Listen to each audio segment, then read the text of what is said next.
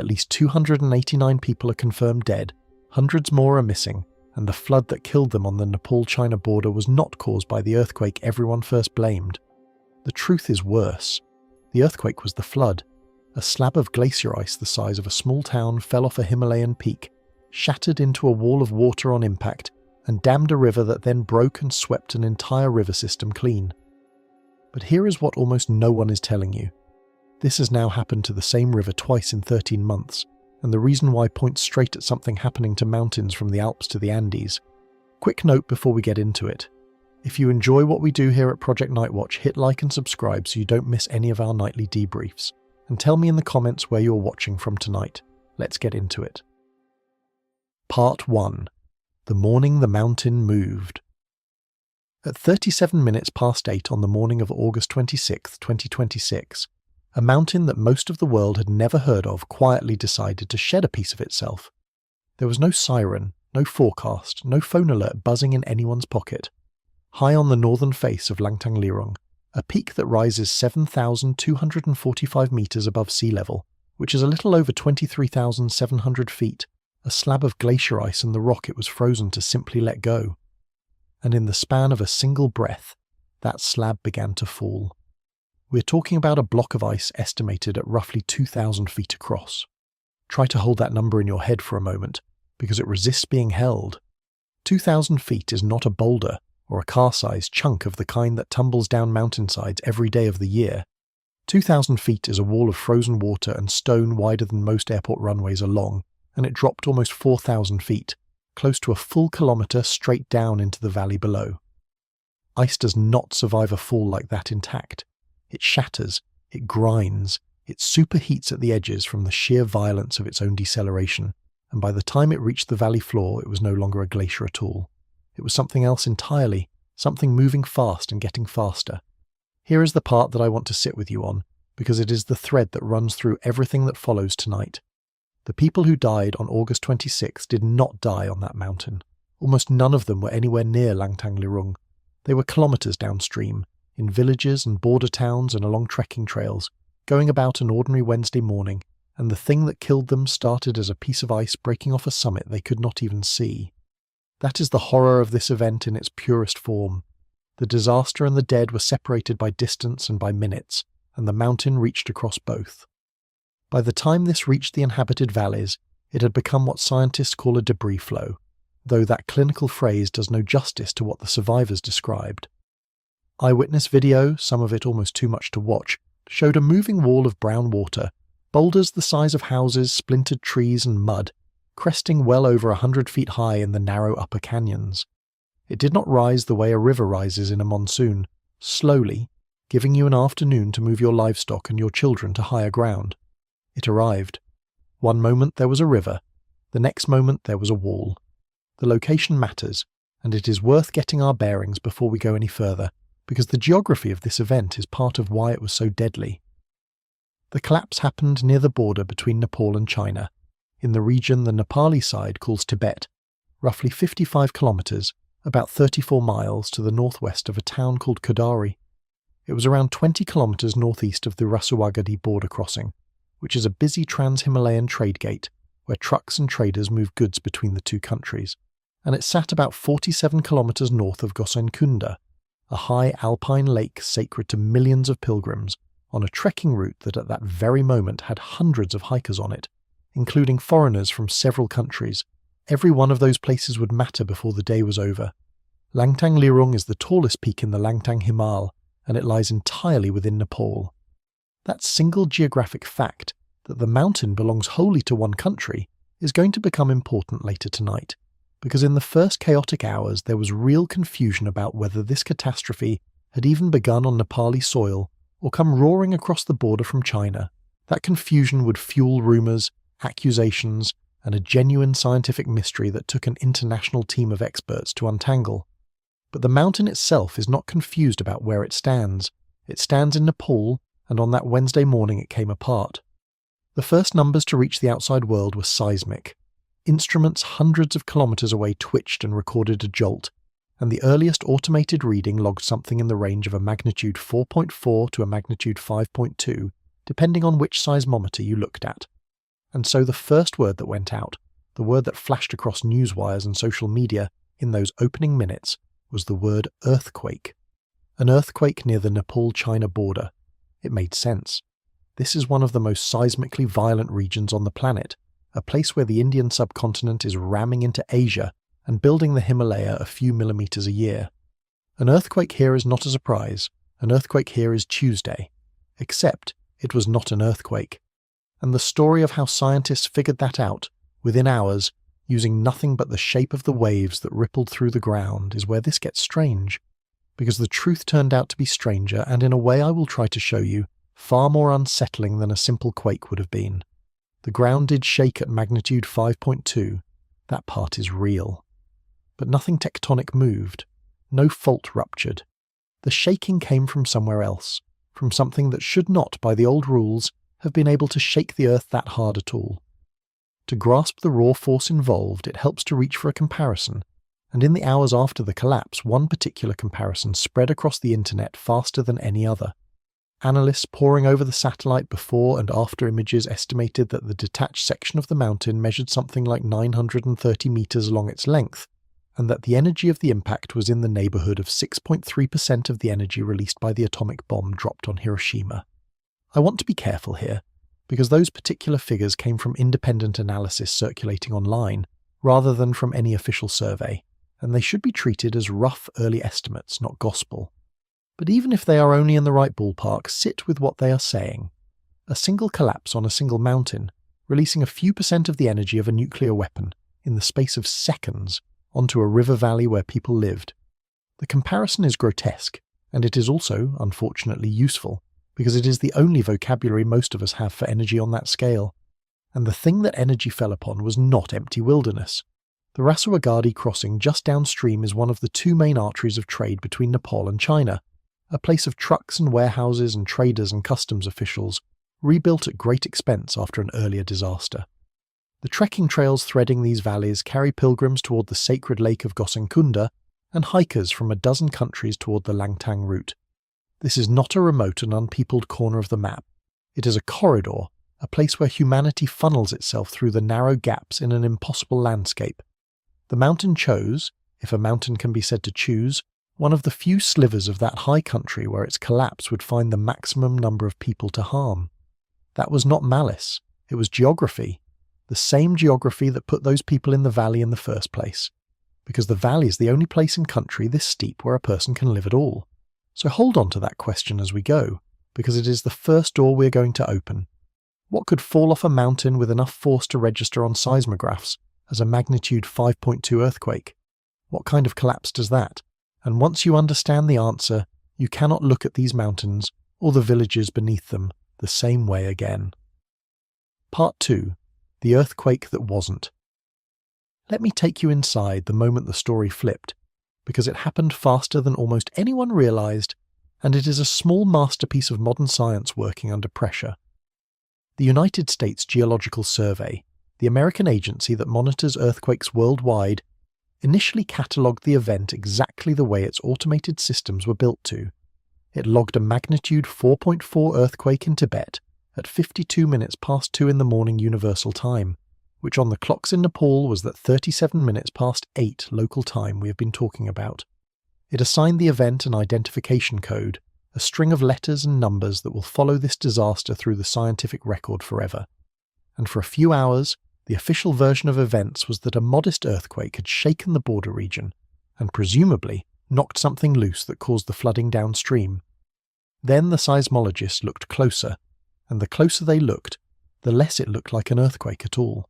The key is something called long-period seismic waves. When you break rock deep underground along a fault, when two slabs of the Earth's crust suddenly slip past each other, the energy comes out in a very particular signature. It is sharp. It is high frequency at the start. It has the fingerprint of a crack propagating through solid stone. But when a gigantic mass of ice and rock detaches from a mountainside and slides and falls and then flows down a valley, the ground still shakes, sometimes violently, but the shaking has a different character. It is smoother in a way, longer in its period, drawn out, because the source is not a sudden snap but a sustained avalanche of moving material grinding across the landscape for many seconds. The United States Geological Survey put it about as plainly as a government agency ever puts anything. In its own words, the event was initially reported as a magnitude 4.4 earthquake, but additional analysis of long-period seismic waves indicated that the seismic energy was instead generated by a landslide, and then a sentence that tells you just how blind we were in those first hours and how much we now lean on eyes in orbit. The location of this event, they wrote, was estimated from satellite images. Read that again and let the strangeness of it land. They could not pin down where this happened from the ground shaking alone. They had to look down from space to find the wound on the mountain. One of the clearest voices in that first day belonged to a landslide scientist named Dave Petley, who writes a widely followed landslide blog for a publication of the American Geophysical Union, and who is, by any measure, one of the world's leading authorities on exactly this kind of event. He did not hedge. The catastrophic debris flow that struck Nepal and Tibet, he wrote, was triggered by the collapse of a glacier high in the mountains. And then he addressed the earthquake story directly, and this is worth quoting because it captures the whole reversal in a single line. There has been some speculation, he wrote, and indeed official comments, that the trigger was an earthquake. This is likely to be a misinterpretation of the data. The seismic signal is almost certainly the rock ice avalanche and debris flow, not a tectonic event. Now sit with what that actually means, because it is genuinely one of the most counterintuitive facts I have ever had to explain on this channel. The old comfortable story was cause and effect running one direction.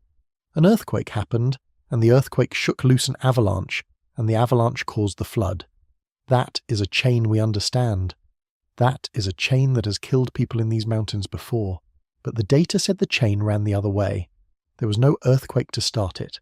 The collapse came first, and the collapse was so enormous, so heavy, moving so fast, that the impact and the flow of all that mass across the surface of the planet generated a seismic signal powerful enough to be read, at first, as a magnitude 5.2 earthquake on the instruments nearby. Think about the scale of energy that requires. A magnitude 5.2 earthquake is not trivial. It is the kind of quake that, when it originates from a fault, can crack plaster, topple weak walls, and make the evening news in a major city. And this one was produced not by the deep machinery of plate tectonics, not by fault lines slipping kilometres underground, but by a landslide on the Earth's surface, by ice and rock coming off a mountain and hitting the ground. The planet's crust registered a piece of a mountain falling as though the planet's crust itself had broken. That is how much mass fell, and that is how fast it fell. I said a moment ago that this is more unsettling than a simple earthquake, and I want to explain why I mean that, because it is not just a rhetorical flourish. An earthquake, for all its terror, is a known quantity in the sense that we have decades of seismic networks watching for them, and the shaking, at least, gives a warning of a few seconds in the best systems. A mountain quietly detaching a 2,000-foot slab of itself gives no warning at all. There is no fault creeping toward failure that a seismometer can watch. There is just a slope, holding together by forces we cannot easily measure from the outside until the morning it doesn't. The earthquake that wasn't is scarier than the earthquake that was, because we are far better at watching for the earthquake, and here is the thread pulling tight again. If the mountain itself was the quake, if the collapse was the whole event and not the aftershock of something deeper, then the question of what made the mountain let go becomes the only question that matters. A fault slips because of forces that have been building for centuries and will keep building whether we watch or not. But a glacier that has clung to a rock face for thousands of years does not simply choose a random Wednesday to fall. Something changed. Something weakened the bond between the ice and the stone, and when we get to what that something almost certainly was, you are going to understand why scientists are not treating this as a freak accident but as a message. There is one more detail in the reclassification that I keep circling back to, because of what it reveals about how thin our watch over these mountains really is. The seismologist could tell you, within hours, what kind of event this was, a landslide and not a quake, purely from the shape of the waves. That is a genuinely impressive feat, the fruit of decades of work teaching computers and scientists to read the difference between a fault snapping and a mountain sliding. But they could not tell you where it happened from those waves. For that, they had to wait for a satellite to pass over and photograph the fresh scar on the mountain. Think about the gap that reveals. We have grown extraordinarily good at reading the signature of a disaster after it has written itself into the ground. We remain nearly blind to the slope that is about to fail before it fails. The instruments that caught this event were, in effect, looking backward. Nothing was looking forward. This matters because the whole comforting architecture of earthquake preparedness rests on the idea of the fault, a knowable feature that scientists can map, monitor, and assign probabilities to over years and decades. A face of ice on a mountain is not a fault. It does not creep measurably toward failure in a way a seismic network can track. It holds, held together by cold and by friction, and by the frozen ground beneath it, and then one warm season too many arrives and it simply stops holding. The old rule said the ground shakes because the crust breaks. This event rewrote that rule for a warming world. Now the ground can shake because the ice lets go, and the ice, unlike the fault, answers to the thermostat of the entire planet. For now, hold this. The earthquake was the mountain was the flood, and the flood, as we are about to see, made much of its own water out of nothing but the violence of the fall. Part 3.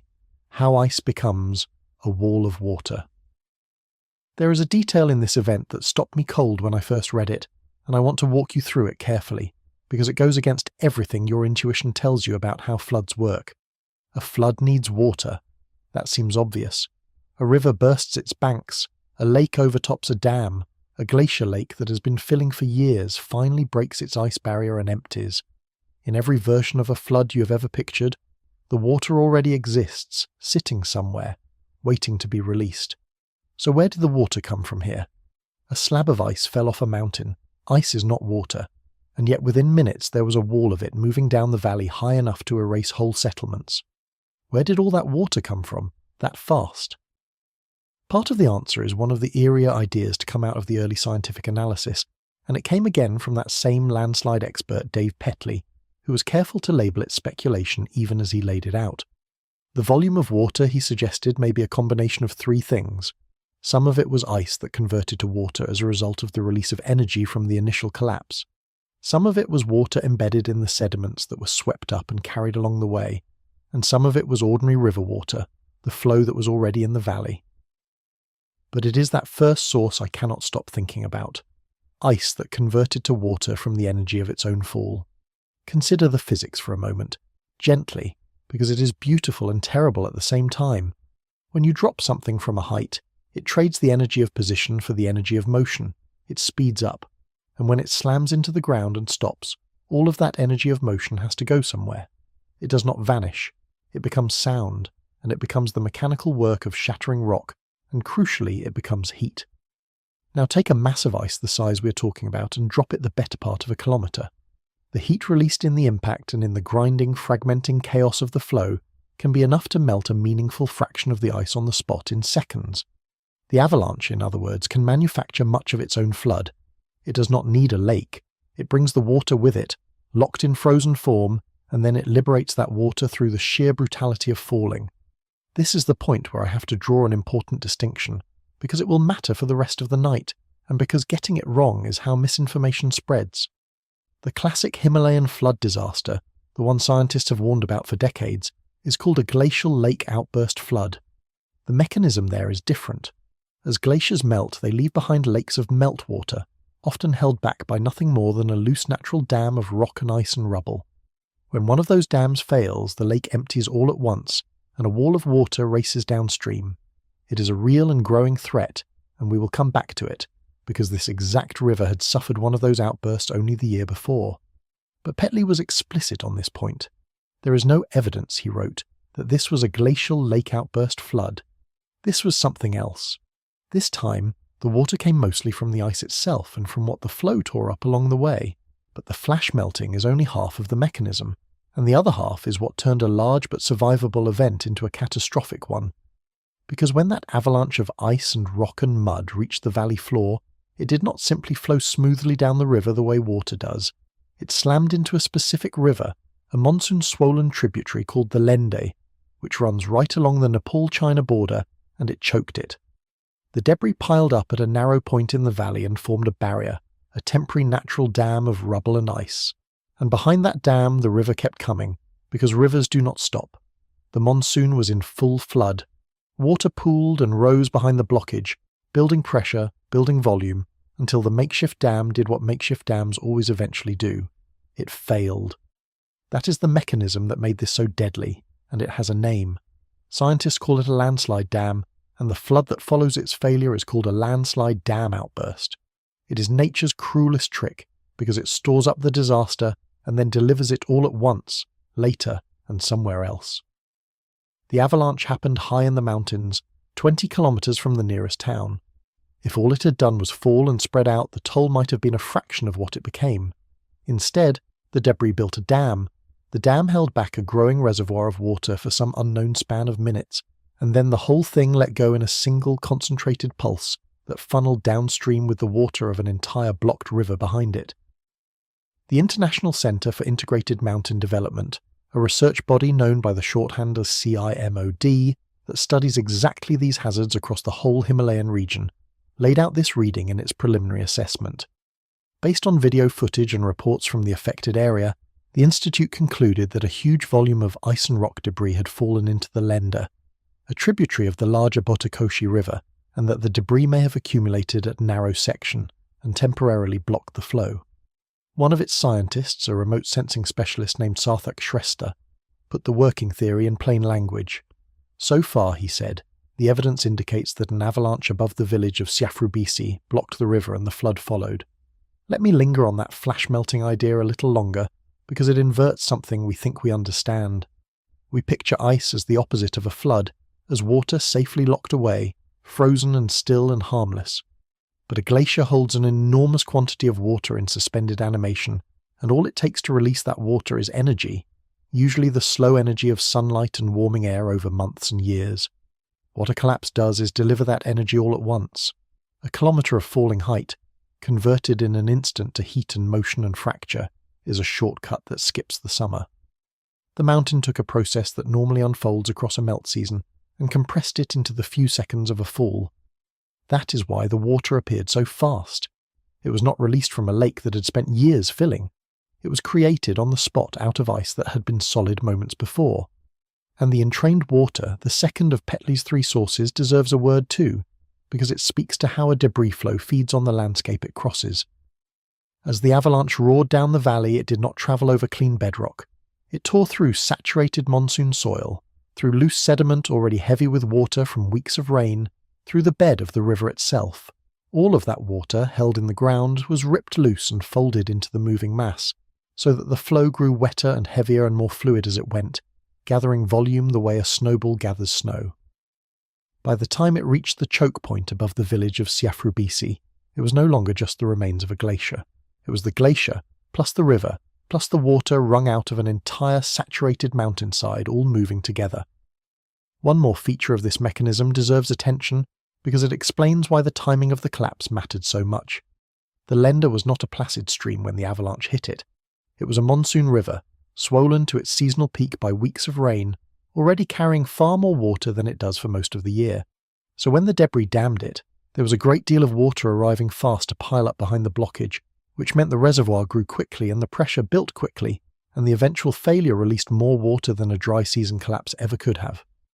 Timing turned a disaster into a catastrophe. Had that same slab fallen in the depths of winter, onto a river running low and cold, the flood might have been a fraction of what it became.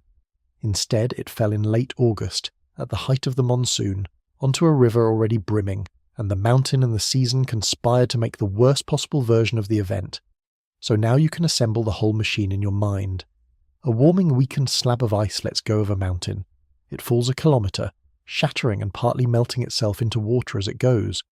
It lands on a monsoon-flooded river and dams it with its own wreckage. The river backs up behind the dam, loading it like a spring, and then the dam breaks and fires everything downstream at once.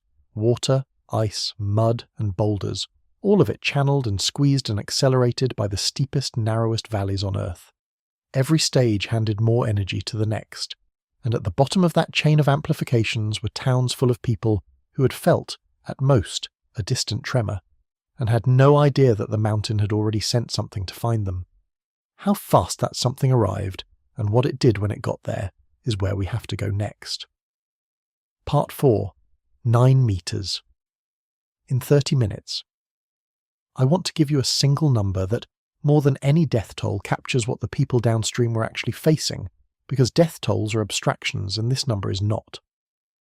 At a place called Glacier, far down in the river system, well away from the mountains, monitoring instruments recorded the Trishuli River rising by as much as 9 metres in 30 minutes. 9 metres is roughly 30 feet. 30 feet of river straight up in half an hour. Picture a 3-story building. Now picture the water climbing from the ground floor to the roof of that building in the time it takes to boil a pot of rice and eat it. That is not a flood in any sense that a person living beside a river would recognise. That is the river becoming a different thing, and Glacier was not even the worst of it. That measurement came from a gauge far downstream, where the valley had widened and the pulse had spread out and lost some of its ferocity. At another monitoring point called Maleku, the water climbed about 7 metres over the same rough window of time. These readings came from CIMOD, and they are the closest thing we have to a hard, instrumented record of the surge, because so much of what happened higher up was witnessed only by people who did not survive to describe it, or captured in shaky phone footage that ends abruptly. The gauges downstream are where the disaster left its signature in data. 9 metres, 30 minutes. Read it as a sentence about how little warning anyone had. Higher up, in the narrow canyons closer to the collapse, the surge was far more violent than any gauge reading suggests, because the physics of a confined valley are merciless. When you take a fixed volume of fast-moving water and force it through a narrow, steep-walled channel, it has nowhere to go but up and forward. It cannot spread out sideways to relieve the pressure, so it rears up. Survivors and video described a moving front of water and debris that towered well over 100 feet in the tightest sections. A churning brown wall carrying whole trees and boulders the size of vehicles, moving faster than a person could run and faster than a person could think. Nepal's terrain, some of the steepest and most jagged inhabited country anywhere on the planet, did not soften this flood. It sharpened it, the way a nozzle sharpens the stream from a hose. There is a phrase that appeared over and over in the accounts from the survivors and the responders, and it is worth pausing on because it comes from people who have lived their entire lives beside these rivers and have seen many monsoons. The Assistant Chief District Officer of Nuwakot, a man named Krishna Prasad Humagain, told a Nepali news outlet that his area had experienced its worst flood in living memory. Sit with the weight of that. Living memory in a Himalayan river valley is a deep well. These are communities where the monsoon floods every single year, where people have generations of hard-earned instinct about when the river is dangerous and when it is merely high. And the people with that instinct, that inheritance of caution, were saying they had never seen anything like this. The river broke the pattern that their grandparents had taught them to trust. The reason the pattern failed them is the reason this flood was so uniquely lethal, and it goes right back to the mechanism we just walked through. An ordinary monsoon flood gives warning. The rain falls for hours or days, the river swells visibly, the water turns brown and loud, and people who know the river read those signs and move. But a landslide dam outburst gives none of that. The sky upstream might be clear, the rain might have eased, and then, with no visible cause anywhere the eye can see, the river detonates. There was no wall of rain to warn the villages below. The trigger was a piece of ice that had fallen off a mountain they could not see, dammed a river they had never heard of, and then broke. The first warning most people got was the sound, and by the time you can hear a flood like this, the distance between hearing it and being in it is measured in seconds. The videos that circulated in the hours afterward are, I have to warn you, difficult, and I am not going to describe the worst of them in detail out of respect for the people in them and the families watching, but the pattern in them is instructive, and it is worth understanding because it may save a life someday. In the footage, the people who lived are almost always the ones who went straight up the hillside the instant they understood what was coming, who did not stop, did not turn to look, did not reach for a phone to film it. The ones who hesitated, who paused to comprehend a thing that the human mind is simply not built to comprehend quickly, a river turning into a mountain of water, often did not have the seconds they lost to spare. A flood moving at that speed does not negotiate. The margin between safe and gone was a hillside and a few seconds of unhesitating movement. And the surge did not stop at the border towns. This is the part that reveals the true reach of the mountain. Bodies were recovered not only in Rasua district, where the flood first struck the inhabited valleys near the border, but far downstream, in Nuwakot, in Dading, in Chitwan, in Tanahun, in Gorkha, and in Nawalparasi East. Trace those districts on a map, and you are tracing the flood's journey across a huge swath of central Nepal, from the high border country down toward the lowlands.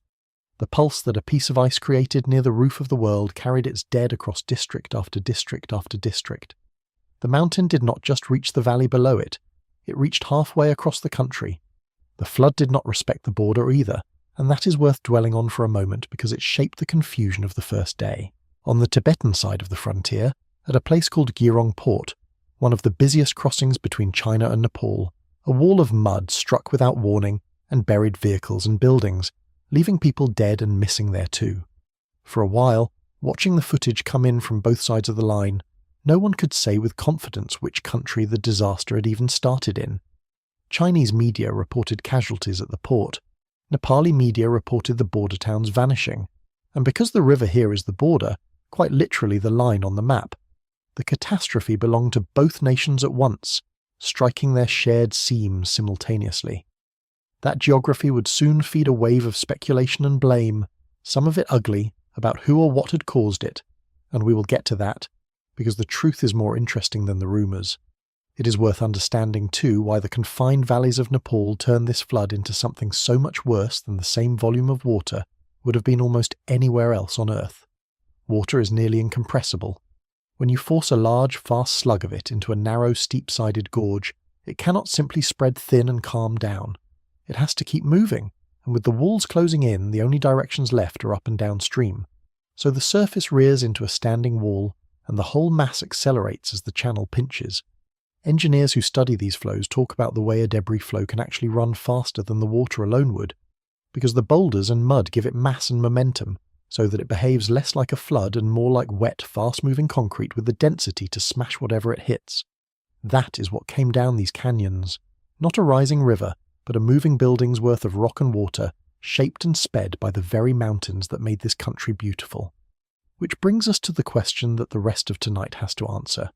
Because the mechanism, as extraordinary as it is only the how. It is not the why, and it is not the meaning. We now understand, in remarkable detail for something only hours and days old, exactly how a mountain turned itself into a flood that killed people across a nation.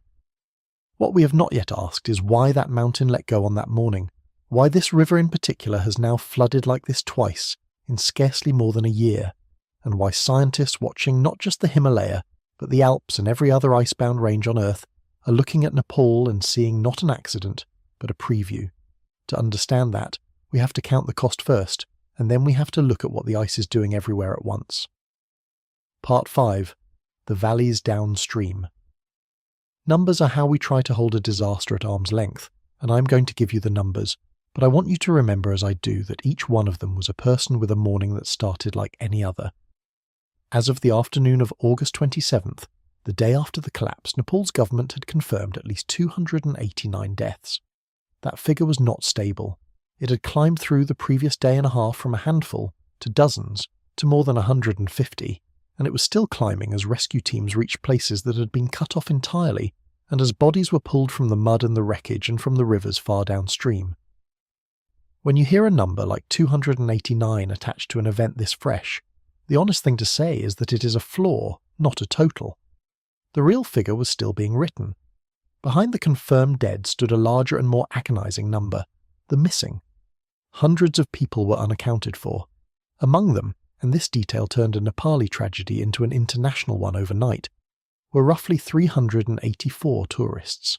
Of those, about 291 were foreigners, travellers from India, from Malaysia, from the United Kingdom, and from the United States, who had come to walk one of the most beautiful trekking routes on the planet, and found themselves in the path of a flood that no guidebook could have warned them about. The Langtang and Gosaikunda trails run right through the valleys that the surge tore apart. On an ordinary late August morning, those trails carry a steady traffic of hikers, guides, porters, and pilgrims. On this morning, many of them were simply in the wrong valley at the wrong moment, and the river took them and the trail and the tea houses they might have sheltered in, all at once. The geography of the dead tells the story of the flood's reach better than any map. Bodies were recovered in Rasuwa, the border district where the surge first hit inhabited ground. But they were also recovered in Nuwakot, and in Dading, and further still in Chitwan, in Tanahun, in Gorkha, and in Nawalparasi East. If you follow those names down a map of central Nepal, you are following the water itself, from the high frontier valleys, down through the middle hills toward the flat lowlands near the Indian border. A person who died in Nawalparasi East died a very long way from a mountain they had likely never heard the name of. That is the signature of a flood born high and channeled far. The mountain's reach was not measured in the kilometres to the nearest village. It was measured in districts, plural, strung out across a nation. In Kathmandu, the capital, the human cost took a form that anyone who has ever waited for news of someone they love will recognise instantly. Hospitals filled not only with the injured but with families, moving from ward to ward, from list to list, searching faces and searching names, trying to find a son who had been guiding a trek, a daughter who had been working at a border town lodge, a father who had gone north to trade. For every confirmed number on a government tally, there were people living in the terrible space before a number, the space of not knowing, which anyone who has been in it will tell you is its own particular kind of drowning. The disaster did not end at the edge of the flood. It radiated outward into every home connected by blood or love to the valleys the water had erased. And I want to be careful and honest about the tourists, because their presence in this story is not incidental, it is structural. Nepal's high valleys are not wilderness that people occasionally wander into. They're a working landscape built around the people who come to see them. The tea houses, the guides, the porters, the lodges, the whole delicate economy of a place like Langtang exists because the mountains draw visitors from around the world. That economy is a lifeline for communities that have few other ways to earn a living in terrain this hard. But it also means that when disaster strikes these valleys, it strikes a population swollen with outsiders who do not know the land, who cannot read the river the way a local can, and who may not know which way is up the hillside and away from danger until it is too late to matter. The very thing that sustains these villages, the flow of people into the high country, also concentrates the human cost when the high country turns violent. There is a phrase Nepali officials and residents kept returning to, and I used it earlier, but it deserves to be heard again in this context, because now you understand what stands behind it. The worst flood in living memory. In a country where the monsoon floods every year, where landslides and swollen rivers are a grim annual companion, where communities have carried the memory of the great earthquake of 2015 for a decade. For people to reach for the words worst in living memory is to say something close to unspeakable. It is to say that the frame of reference their grandparents handed them, the hard-won local knowledge of what these rivers can and cannot do, failed them completely. The river did a thing that was not in the inherited catalogue of things rivers do. And that failure of the inherited catalogue is, in miniature, the whole warning of this event, because it is exactly what a changing climate does. It breaks the patterns that experience taught us to trust. The scale of the disaster pulled in a response that crossed every border the flood had crossed and more. Nepal's government deployed 12 coordination teams to manage the search and relief across the affected districts, and the country found itself, in its darkest hour, the object of an unusual convergence of outside help. India, China, the United States, and the World Bank all offered support, a striking alignment given how often those particular powers find themselves at odds. A disaster on the Nepal-China border, a frontier that is itself a geopolitical fault line, drew the two giant neighbours into offering aid to the small nation caught between them, alongside partners from across the world. There is a bleak of hope in that, the way catastrophe can for a moment dissolve the lines humans draw on maps. The flood did not care about the border, neither for a moment did the help, but relief, however generous, ran headlong into the same terrain that had made the flood so deadly. The valleys that funneled the water were now choked with debris, their roads and bridges gone, their trails erased. The very steepness that turned a distant collapse into a wall of water also meant that rescuers could not simply drive to the worst hit places, because the way in had been swept away with everything else. Helicopters became lifelines, and all of it was happening during the monsoon, when cloud and rain close in on these mountains for days at a time, grounding aircraft and hiding the ground. The same weather that had swollen the Lender to its lethal fullness now hampered the effort to reach the people the Lender had stranded. Every advantage in this landscape belonged to the disaster. The rescue had to fight the mountains for every kilometre. So we have counted, as much as anything this roar can be counted. Hundreds dead, hundreds more missing. Foreign families and Nepali families alike thrown into the same darkness of waiting. But the flood did not only take people, It took the machinery that keeps a modern nation running, and in doing so it revealed a vulnerability that had been hiding in plain sight in these valleys for years, a vulnerability that turned a regional disaster into a national one. To see it, we have to talk about what these rivers were being used for and what happened when the surge reached it. Part 6. The lights go out. When the surge came down the Potikoshi and the Trishuli, it did not pass through empty gorges. It passed through the beating heart of Nepal's power grid. And to understand why that matters so much, you have to understand a choice that Nepal, like many mountain nations, made decades ago, a choice that is usually a triumph and became, for one morning, a catastrophe. Nepal is a country with relatively little oil, coal or gas of its own, but it is fantastically rich in one thing: falling water. Steep rivers dropping thousands of meters out of the high Himalaya are, in energy terms, a treasure, and Nepal has spent years harnessing them, building run-of-river hydropower plants along exactly these fast, cold, mountain-fed streams. It is clean energy, it is homegrown energy, and it has been a genuine national success story. But it concentrates a huge amount of a nation's power generation into a handful of narrow, steep, glacier-fed valleys. The same valleys, it turns out, that a glacier collapse sends a wall of water down. The toll on that infrastructure was staggering. The flood destroyed roughly 9 hydropower projects outright, swept away or wrecked beyond immediate repair, and the number that should make you sit up is this one. The disaster affected an estimated 10% of Nepal's entire electricity generating capacity. 10% of a country's power gone or knocked offline in a single morning by a single flood born from a single collapse on a single mountain.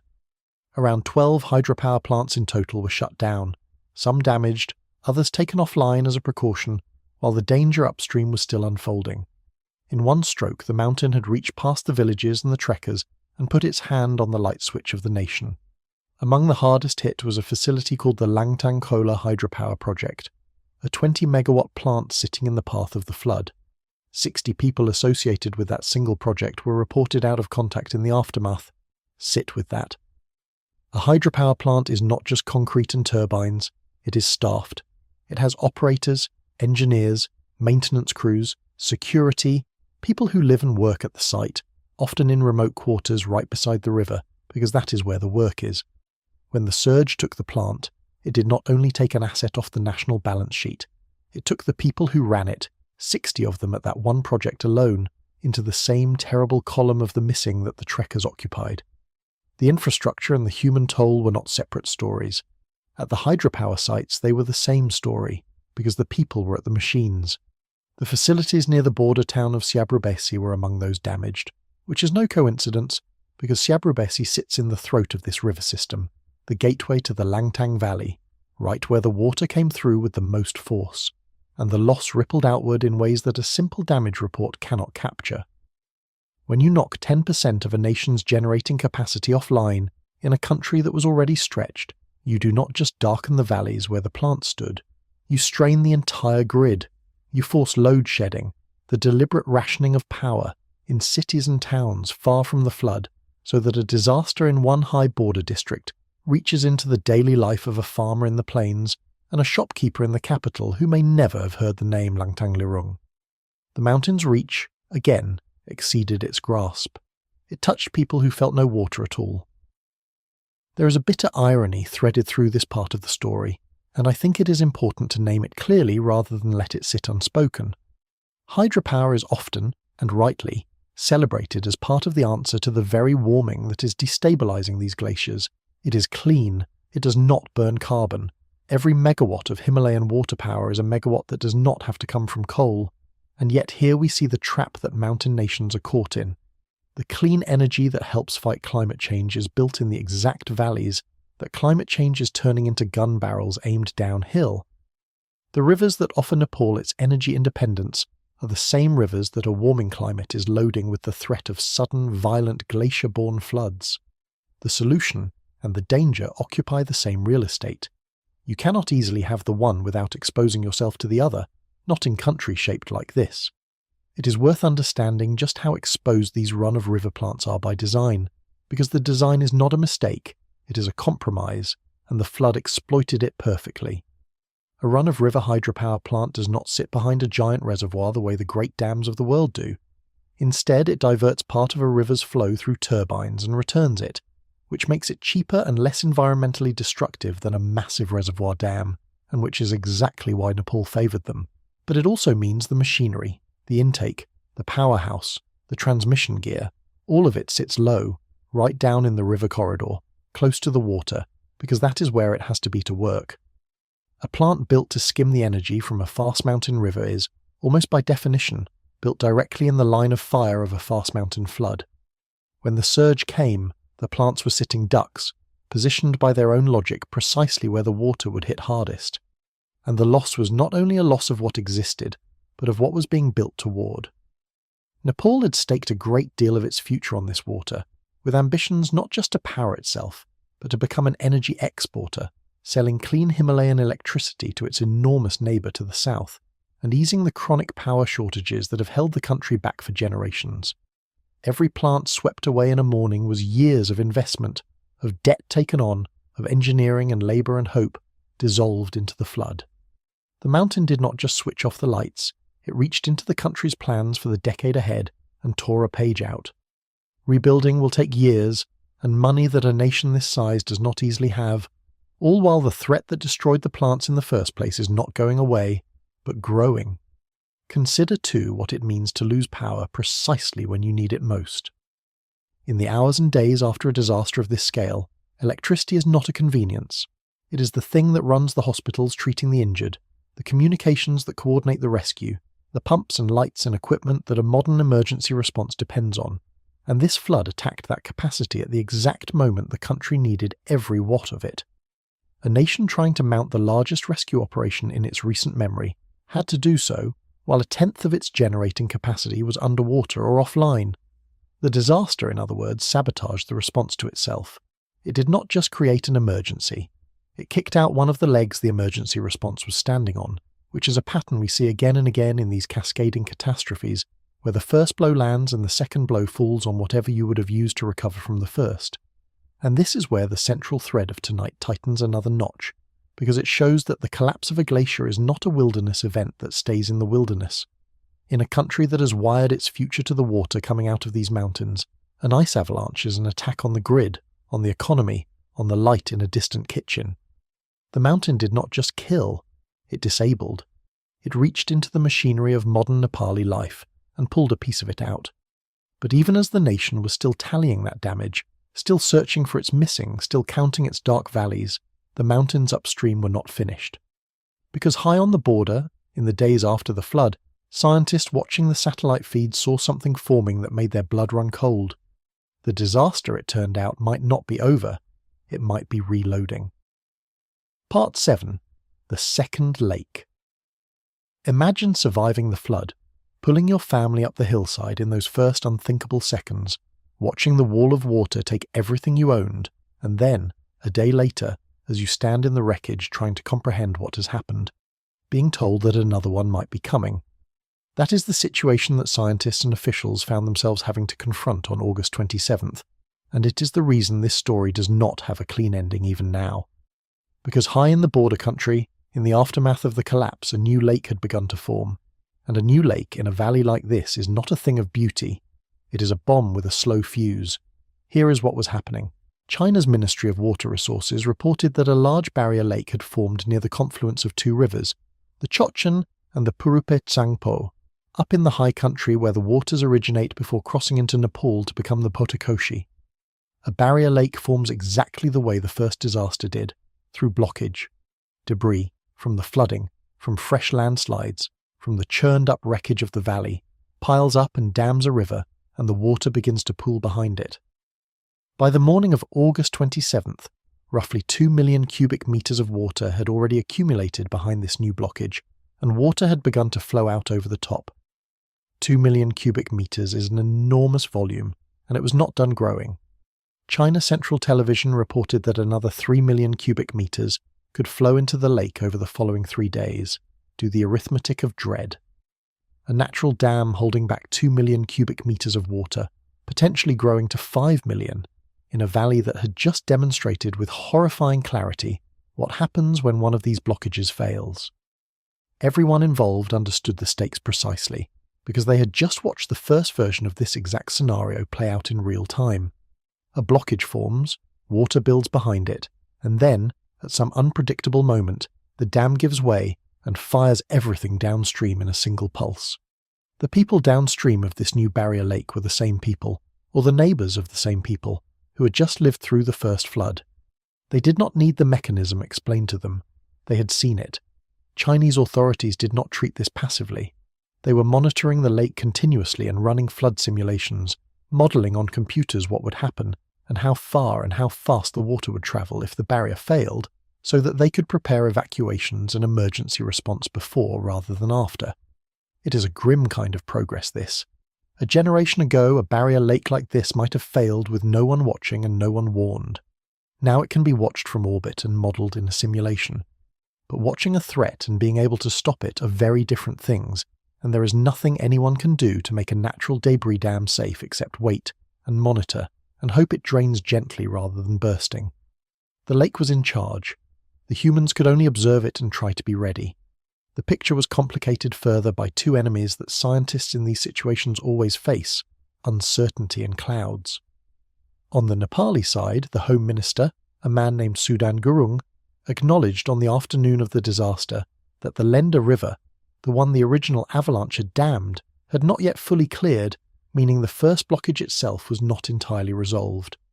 And the Kathmandu University researcher we heard from earlier, Rijan Bhaktachyastha, said that there had initially been concern that yet another large body of water might have formed somewhere upstream, though there was not yet enough evidence to confirm it existed. Why the uncertainty? Because clouds. Cloud cover over the disaster zone was hampering satellite observation, ICIMOD reported, which means that for stretches of critical time, the single most important tool anyone had for watching these mountains, the eye in orbit, was staring at the top of a cloud deck, unable to see the valleys where the danger lived. The watchers were, at moments, blind. The one thing working in everyone's favour was cooperation, and it deserves to be said plainly, because it cuts directly against the rumours we will confront later.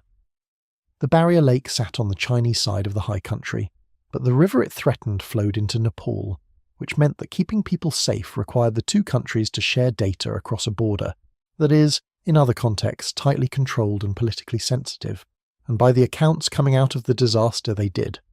Chinese water authorities monitored and modelled the lake and passed warnings downstream.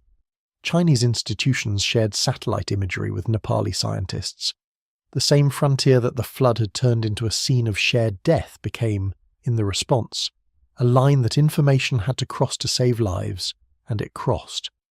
That is not a small thing in a part of the world where trust between neighbours is hard won and easily lost. But cooperation, however real, could not change the fundamental helplessness at the centre of the barrier lake problem, and I do not want to paper over it.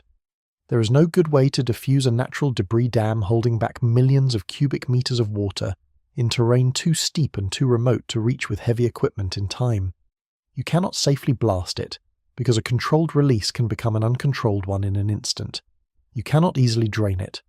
In most cases, the only real options are to watch it, to model what happens if it fails, and to move people out of the way of the worst case while you wait to see what the lake decides to do. Everything upstream was, in the end, out of human hands. The most advanced monitoring on Earth could tell the villages below when to run. It could not tell the lake to hold, and notice what the barrier lake does to the very idea of an all clear. In an ordinary disaster, there comes a moment when the danger has passed, when the storm has blown through or the shaking has stopped, and people can begin the work of recovery knowing the worst is behind them. This disaster denied its survivors even that. The rain had eased, the first flood had drained, and yet the threat was not over, because a new dam was quietly building a new flood in the high country, on a schedule no one could read. So the people downstream were caught in a limbo that is almost its own form of cruelty, unable to fully begin grieving or rebuilding, because they could not be told they were safe, forced to keep one eye on the river even as they searched the mud for the missing. That suspended dread, that inability to declare the emergency finished, is a signature of these glacier-borne cascades, and it is one of the ways they wound a community beyond the reach of the water itself. This is the beat I most want you to carry out of tonight, because it is the truest thing about this whole disaster. We think of a flood as an event, a thing that happens and then is over, and we sort it into the past tense so we can move on. But this was not an event. It was, and as of the making of this still is, a process. An unfolding chain of blockages and breaches and reloadings that did not respect our desire for the story to end. The first collapse dammed a river and broke it. The broken flood dammed another river downstream, and that second dam sat there, filling, watched by satellites and computers and frightened people, a question mark hanging over the valley, refusing to resolve. Whether it drained quietly or broke violently was, at the moment this story was still being written, genuinely unknown. And that uncertainty, that refusal of the mountain to tell us whether it was finished, is the most honest place to leave the immediate disaster and step back to ask the larger question. Why here? Why this river? Why now? Because it turns out this mountain and this river had done versions of this before. Part 8. The Mountain's Second Strike. Langtang Lirung had killed before. That is the fact that reframes everything, and it is why the people who study these mountains did not react to August 26th with pure shock, but with a darker kind of recognition, the recognition of a pattern completing itself. To understand what this mountain is, and why its name should be spoken with the weight it deserves, we have to go back a little more than a decade, to a catastrophe that is seared into Nepal's memory, and that involved this exact peak. On the 25th of April 2015, a magnitude 7.8 earthquake struck Nepal, one of the worst natural disasters in the country's modern history, killing around 9,000 people and flattening villages, temples and homes across a huge swath of the nation. That earthquake, a genuine tectonic event, the real thing, not a landslide impersonating one, shook the whole Himalaya. And on the southern face of Langtang Lirung, the shaking tore loose an avalanche. That avalanche came down onto the village of Langtang, a settlement in the valley that bears the mountain's name, and it buried it. Not damaged it, buried it. Around 300 people died there, villagers and trekkers alike, entombed under ice and rock and debris in a matter of seconds. The village of Langtang, in the most literal sense, ceased to exist that day, wiped off the valley floor by a piece of the mountain above it. Now hold the two events side by side because the symmetry is haunting. In 2015, the southern face of Langtang Lirung avalanched, triggered by an earthquake, and buried a village, killing about 300. In 2026, the northern face of the same mountain avalanched, this time triggering rather than triggered by its own seismic signal, and sent a flood that killed hundreds across a nation. The same mountain, different faces, different triggers, 11 years apart, two of the deadliest avalanche-borne disasters in Nepal's recent history, both born from the same peak. When journalist Kunda Dixit, writing in the Nepali Times, reported that this new avalanche had struck the northern face, that geographic detail landed with real force for anyone who remembered 2015, because it meant the mountain had now come apart from both sides. There is something almost unbearable about the story of Langtang village specifically, and it matters for tonight because it is a preview of the grief that the border villages now face. After 2015, the survivors of Langtang, the people who had been away that day, or who had somehow lived, did what human beings do. They came back. They rebuilt, higher up, on ground they hoped was safer, because it was their home and their history and the only place they knew.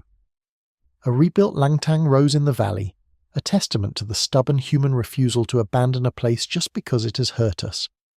And that refusal is exactly what is playing out again right now in Rasuwa and Nuwakot, and all the border villages, because those communities too will want to rebuild in the same valleys, beneath the same mountains because it is home. The question that hangs over them, and over us, is whether home is a place a warming climate will let them keep. I want to be precise about the differences between the two events though, because precision is how we honour the truth rather than just the drama. The 2015 avalanche was triggered by an earthquake, a deep tectonic rupture that no amount of warming caused or could have prevented. That was the Earth's ancient machinery doing what it has done for millions of years. The 2026 collapse, as far as the early science can tell, was not triggered by a tectonic earthquake at all. It was the mountain letting go on its own, on an ordinary morning, for reasons that point not to the deep past but to the changing present. That distinction is the whole ball game. One was a mountain shaken loose by the planet's interior. The other appears to be a mountain coming loose because the surface of the planet is warming. And if that reading is right, then 2015 was a tragedy, but 2026 is a warning, because a warning is a tragedy that is going to repeat. The 2015 earthquake matters here for another reason too, one that goes beyond the single village, because it turned Langtang into something more than a place. In the years after, Langtang became a kind of shorthand in Nepal for the way these mountains can erase a community in a heartbeat, a name that carried grief the way certain place names always do after a disaster. Trekkers who walked the rebuilt route passed memorials to the dead. The valley became a place of pilgrimage of a sad kind, where people came partly to remember. So when the same mountain's name surfaced again in 2026, attached to a new catastrophe on its far side, it was not just a geographic coincidence to the people of Nepal. It was a wound reopening. The mountain that had already taken so much was back in the headlines taking more, and the human response then as now tells you something essential about why this problem is so hard to solve, something that no amount of science can simply engineer away. After 2015, people rebuilt in the shadow of the mountain that had buried them, because leaving was not really an option, because the valley was livelihood and ancestry and identity and the only home they had. That same equation faces the border communities now. They will be told, correctly, that these valleys are dangerous and getting more so, and most of them will stay, or return, and rebuild, because the alternative is to abandon everything they are, and human beings do not do that easily, even when the mountain has shown them exactly what it can do. The tragedy of these places is not that people are foolish to live there. It is that the safest advice, leave, asks them to give up the very thing that makes life worth living where they are. There is one more echo between 2015 and 2026 that I cannot leave unspoken, because it goes to the heart of why this channel keeps returning to these mountains. In 2015, the trigger was tectonic, the deep and ancient force of the Indian plate driving under Asia, a force that has been building the Himalaya for 50 million years and will keep building it long after we're gone. In 2026, the trigger appears to have been climatic, a warming that is measured in decades and driven, in significant part, by us. So the same mountain, in the space of 11 years, delivered two catastrophes from two entirely different clocks, one geological and one human, one that we could never have prevented, and one that we are actively feeding. That pairing is, I think, the most important thing Langtang Lirung has to teach. It shows, on a single peak, the old danger and the new one side by side, and it shows that the new one, the one with our fingerprints on it, is now capable of killing on the same scale as the ancient machinery of the planet itself. So the question sharpens. It is no longer just what happened on this mountain, but why this region keeps producing these disasters, why the ice and rock of the high Himalaya seem to be letting go more readily than they used to. And to answer that, we have to leave the story of the single mountain and look at the river, because this same river, the Botakoshi, had already flooded once before in a way that should have been a warning, only 13 months earlier. 2 glacier-borne floods, on one river, in a little over a year. That is not bad luck. That is a trend with a cause, and the cause has a name. Part 9. The River That Floods Twice. Here is a fact that should stop you, because it turns a tragedy into a pattern, and patterns are what tell us about the future. This was not the first time the Botakoshi river system had been hit by a glacier-borne flood. It was the second time in about 13 months. Just over a year earlier, on the 8th of July 2025, this same river had surged without warning, and Nepal's own Department of Hydrology and Meteorology later concluded, after studying the satellite record, that the cause was a glacial lake outburst flood high near the Nepal-China border, in the very same Lenda River that the 2026 avalanche would go on to dam. 2 catastrophic glacier-related floods on one river in scarcely more than a year. If that were a coincidence, it would be an extraordinary one. It is not a coincidence. Let me be precise about the difference between the two events, because the distinction is where the science lives, and blurring it is how people get the story wrong. The 2025 flood was a classic glacial lake outburst flood, the phenomenon scientists shorthand as a GLOF. In that mechanism, meltwater collects in a lake dammed by loose glacial debris or ice, the natural dam fails, and the lake empties downstream in a rush. It is the textbook Himalayan glacier hazard, the one researchers have warned about for decades. The 2026 flood, as we established earlier, was something different in its trigger, a rock and ice avalanche that dammed the river with debris rather than a pre-existing lake that burst. Different mechanisms, different starting points, but, And this is the crucial point. The same underlying driver stands behind both. Whether the ice releases its water by melting into a lake that later bursts, or by falling off a mountain and shattering into a flood, the common thread is ice that is no longer staying where it has stayed for thousands of years. The mechanisms differ. The cause does not. That earlier flood in 2025 was not a minor event either, and its damage foreshadowed what was coming. It destroyed a structure called the Mitri Bridge, sometimes translated as the Friendship Bridge, a crossing at the border that carried trade and connection between Nepal and China. It swept away vehicles at the dry port, the inland customs and cargo facility at Rasuwagadi, where goods are processed as they move between the countries. In other words, the 2025 outburst flood hit the same corridor, damaged the same kind of border infrastructure, and delivered the same essential message that this river is dangerous in a new way, a way that has to do with what is happening to the ice upstream. The message was sent. 13 months later, it was sent again, in far bloodier terms. Now widen the lens beyond this single river, because the regional picture is what turns local alarm into a continental warning.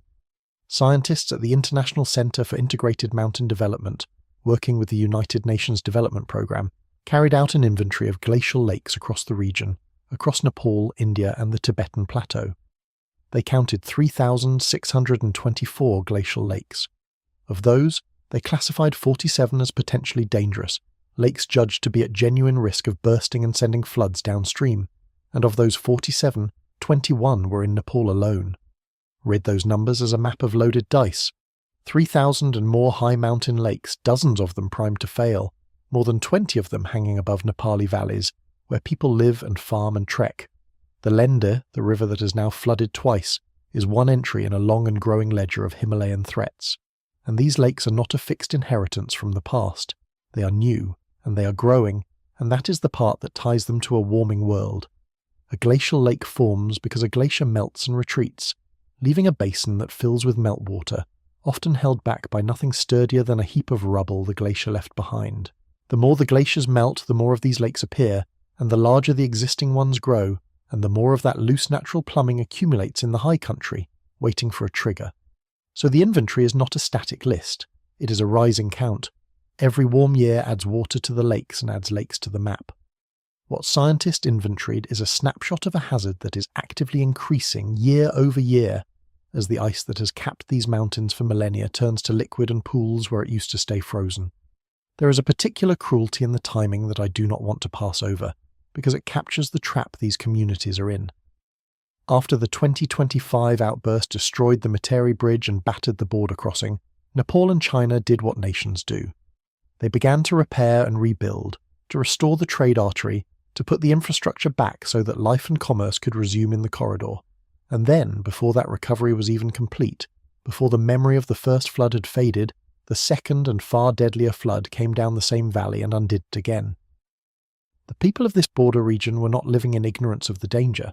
They had just lived through a version of it 13 months earlier.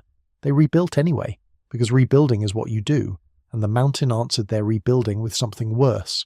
That is the loop these valleys are caught in: hit, rebuild, hit again, and it is a loop that a warming climate is tightening.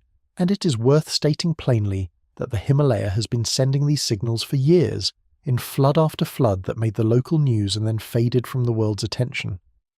The scientific literature on Himalayan glacial lake outburst floods stretches back decades, full of warnings, inventories and risk maps, all of them pointing to the same conclusion, that the region's high country is accumulating water and instability faster than its communities can adapt. What is different now is not that the science is new, it is that the events are arriving faster and hitting harder, catching up to and in some cases outrunning the warnings. The 47 dangerous lakes on that inventory are not a hypothetical.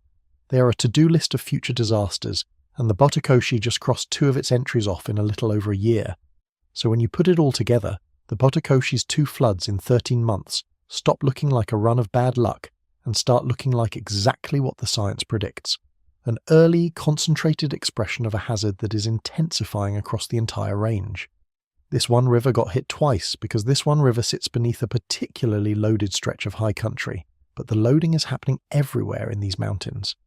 The question that any honest person has to ask at this point is the obvious one, the one that turns this from a story about Nepal into a story about the century. Why is the ice letting go now?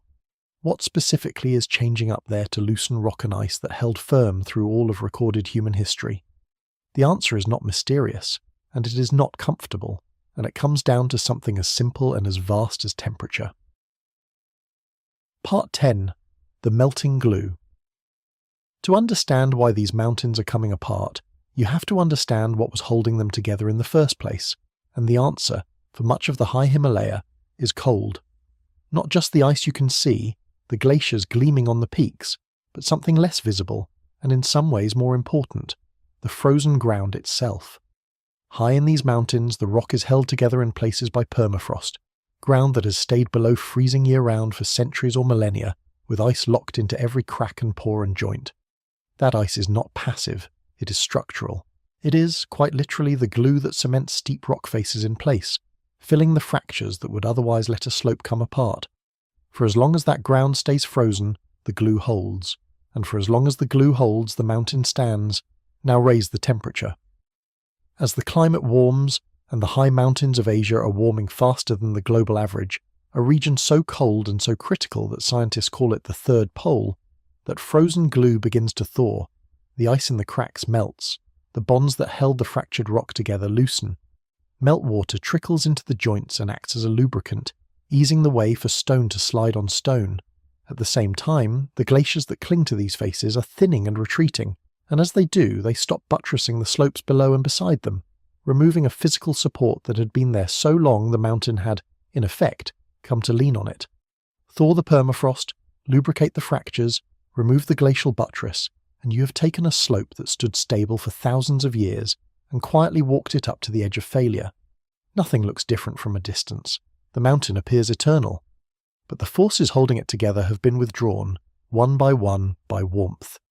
This is the mechanism that scientists point to when they are asked why events like the Langtang Lirung collapse are happening, and I want to quote the Kathmandu University researcher again, because he framed it with a scientist's careful honesty, neither overclaiming nor minimizing. The risk is still there, Rijan Bhakta Kayastha said.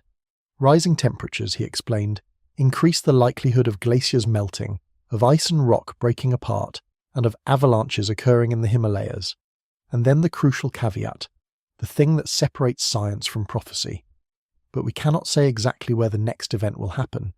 Read that pairing carefully, because it is the whole truth of our situation in 2 sentences. The warming loads the dice, raising the odds of collapse across the entire range. But it does not tell us which slope or which morning. It raises the probability everywhere and pinpoints it nowhere. I want to be scrupulously fair about the science here, because this is exactly the kind of claim that gets distorted in both directions, and the channel's job is to hold the honest middle. It would be wrong to stand over the bodies in these valleys and declare with certainty that climate change, and climate change alone, caused this specific avalanche on this specific morning.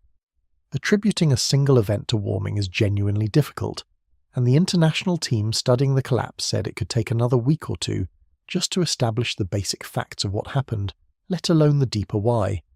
Mountains have shed ice and rock for as long as there have been mountains. Some collapses would happen in a world with no warming at all, so no honest scientist will point at Langtang Lirung and say warming pulled that exact trigger. What they will say, and what the evidence strongly supports, is that warming is steadily increasing how often triggers get pulled across the whole range. This event is a data point in a trend, and the trend is real even when any single point is uncertain. It helps to picture what this thawing actually looks like on a single slope, because the abstraction of rising temperatures hides how physical and how mechanical the failure really is. Imagine a steep face of fractured rock, riddled with cracks, that has stood for 10,000 years for one reason, that every crack is packed with ice that has never melted. That ice is doing the work of 1,000,000 tiny bolts, holding block to block face to face. Now imagine the summers slowly getting warmer, and the depth at which the ground stays permanently frozen, retreating a little further into the mountain each decade. One year, the ice in a critical set of cracks near the surface thaws for the first time in millennia. The bolts, in that zone, are gone. The blocks they held are now resting on nothing but friction, and the ice still frozen deeper in. Add meltwater running into those newly opened cracks, add the weight of a glacier above, add a monsoon soaking the whole structure, and at some point the friction is no longer enough. The face lets go, nothing visible changed on the surface. The change happened in the cracks, in the dark, in the slow retreat of the frost line, until the morning the arithmetic of the slope finally came up short. And the trend is what matters, because the trend is what forecasts the future. Think of it the way you would think of loading a die. If I hand you a die weighted toward the 6, I cannot tell you that your next roll will be a 6. It might be a 2. But if you roll it 1,000 times, you will get far more 6s than a fair die would ever produce, and over enough rolls the weighting becomes undeniable even though no single roll proves anything. The warming climate is weighting the die of the high mountains toward collapse. We cannot say this avalanche was the loaded outcome, but we can say, with real confidence, that a warming world will roll more of these disasters, more often, in more places, and that the string of events we have already seen, the 2 Botakoshi floods, the growing lakes, the loosening slopes, looks exactly like the leading edge of that weighted distribution starting to show itself. There is a mismatch of timescales at the centre of this that I find genuinely vertiginous to think about. These mountains were built over tens of millions of years by the slow grinding collision of continents, and the permafrost that helps hold them together has been frozen since long before human civilization existed, through ice ages and warm ages, a stability so deep it feels like the very definition of solid ground. And we are thawing it in decades. We have taken a structural element that was laid down over geological time and begun to remove it within a single human lifetime. The mountain's sense of time and ours were never supposed to meet. The rock face reckons in millennia. The warming is happening in years, and when a process that fast acts on a structure that old, the structure does not adjust gracefully. It fails suddenly, all at once, on an ordinary morning, because that is the only way a thing built for permanence knows how to respond to a change this abrupt. And here is the part that removes any comfort we might take from the idea of simply stopping the warming. A great deal of the temperature rise that is thawing this permafrost is already locked in, already loaded into the system by the greenhouse gases we have put into the air over the past century and more. Even in the most optimistic futures, the high mountains will keep warming for some time yet, which means the glue will keep thawing, and the slopes that are currently on the edge of failure will keep tipping over that edge, one after another, for years to come regardless of what we do next. This is not a threat we can switch off. It is a threat already in motion, with momentum of its own, and the best we can realistically do in the near term is get better at watching for it, so that when the next slope goes, the people below it are somewhere else, which is precisely the capability that most of these mountain regions do not yet have, which raises a question that should chill anyone who lives near mountains anywhere, not just in the Himalaya. Because if the mechanism is warming, and warming is global, then the same glue is thawing under the same kind of slopes everywhere ice and rock and steep terrain come together. The Himalaya is the most dramatic stage for this drama, but it is not the only one, and if you want to see what this future looks like playing out in a wealthy, heavily monitored, densely instrumented part of the world, a place with every scientific advantage that Nepal's remote border country lacks, you do not have to look to Asia at all. You can look to the heart of Europe, to the Alps, where in the spring of the previous year an entire village met almost exactly the same fate, and where the mountains are, by the measurements of the scientists who watch them, coming apart in real time. Part 11. A village called Blatten. On the 28th of May, 2025, in a green alpine valley in Switzerland called the Lochental, a mountain came down on a village called Blatten, and in a matter of moments the village was gone, not damaged, gone, buried under an estimated 20 million tons of ice and rock that avalanched off the slopes above it, one of the largest and most devastating rock and ice avalanches in modern European history. If that description sounds eerily familiar by now, it should, because the mechanism was a close cousin of what struck Nepal a little over a year later. A mass of ice and rock, high on a mountain, let go, and fell, and buried what lay beneath it. The difference is that this happened not in a remote Himalayan border zone, but in one of the wealthiest, most carefully watched countries on Earth. The Swiss disaster involved a body of ice known as the Birch Glacier, and the collapse did not come entirely out of nowhere, which is exactly what makes it so instructive. In the days and weeks before, Swiss authorities had been watching the mountain above Blatten with growing alarm. They could see the slope destabilizing, they could measure the rock deforming, the ground shifting, the signs of an impending failure accumulating, and so they did the thing that Nepal's border villages never had the chance to do. They evacuated. They moved the people of Blatten out before the mountain fell, and when it did fall, when 20 million tons of the mountain descended onto the village and erased it, the human toll was, astonishingly, a single fatality, rather than the hundreds it could so easily have been. The village was destroyed. The people, almost all of them, were already gone. I want you to hold Blatten and the Nepal border villages side by side because the comparison contains both the hope and the horror of our situation, and they are inseparable. The hope is this. Blatten proves that these disasters are not always invisible. With enough monitoring, enough instruments on the slope, enough scientists watching and enough authority to order people out, a rock and ice avalanche can sometimes be seen coming, and a village full of people can be saved even as the village itself is lost. That is a genuine triumph, and it should not be brushed past. Swiss science and Swiss preparedness turned what could have been a massacre into a story of buildings lost and lives saved. It is proof that foresight is possible. But now the horror, because it sits right beside the hope and cannot be separated from it. Blatten was saved by a level of monitoring that almost nowhere else on Earth enjoys. Switzerland is small, wealthy, and blanketed with sensors, with a long tradition of alpine hazard science and the resources to act on what it finds. Nepal's border country, high, remote, vast, and poor, has almost none of that. There were no instruments on the face of Langtang Lirung measuring the slope's deformation in the weeks before it failed. There was no team watching that specific mountain, no capacity to evacuate valleys on the strength of a warning that never came, because the warning system that saved Blatten simply does not exist across most of the Himalaya. So the two events, so similar in mechanism, diverge completely in outcome. In the Alps, a monitored slope gave a village time to flee, and one person died. In the Himalaya, an unwatched slope gave no warning at all, and hundreds died. The mountains behaved the same way, only the watching was different. And it is not only the monitoring that separated the two outcomes, but the whole chain of things that a wealthy, prepared society can do once a warning exists.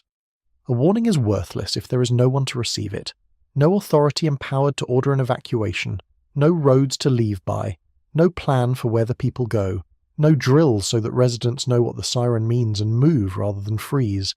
Switzerland had all of that, an entire architecture of preparedness sitting behind the sensors on the mountain, so that when the science said go, the going actually happened. That architecture is expensive and it is slow to build, and it depends on a functioning, well-resourced state with the reach to protect its remote communities. It is exactly what the high, poor, far-flung valleys of the Great Asian Ranges most often lack, not because the people there value their lives any less, but because building that architecture across terrain that vast and that difficult is a task of a completely different order. The sensor on the slope is only the first link. Blatten survived because the whole chain existed. Where the chain is missing, even a warning, if it came, might arrive into a silence. And that divergence is, I think, the most important single lesson to carry out of these two disasters together, because it tells you exactly where the leverage is. The difference between Blatten and the Botakoshi was not that one mountain was more dangerous than the other. Both mountains did essentially the same thing. The difference was that one was being watched closely enough to see it coming, and the other was not. Which means that the hundreds of deaths in Nepal were not simply an act of an indifferent nature. They were in part a consequence of a gap in monitoring, a gap that maps almost perfectly onto the gap between rich countries and poor ones. The ice is loosening everywhere, but the ability to see it loosening in time to run is distributed with brutal inequality. The people most exposed to these disasters are precisely the people least equipped to be warned about them.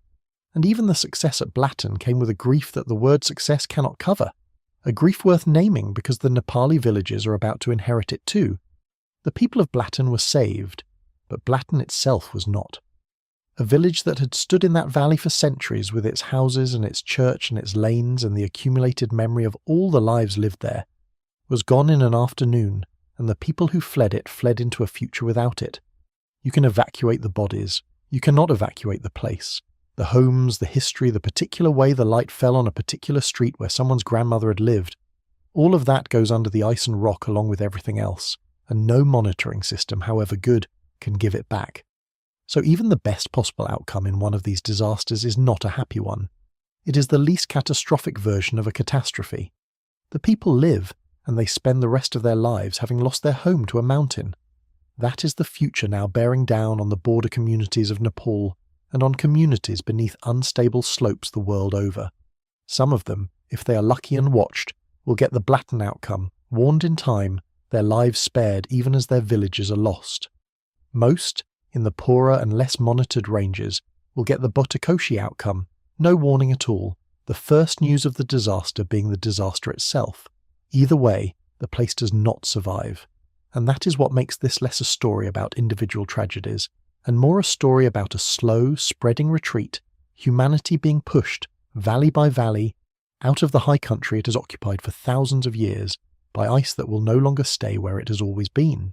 So Blatten is not a reassurance, it is a challenge. It shows that the technology and the science to save lives from these collapses exist, that foresight is not a fantasy, and it shows at the same time that those tools are concentrated in a handful of wealthy mountain nations, while the greatest concentration of glacial hazard and of people living beneath it lies in ranges that cannot yet afford them.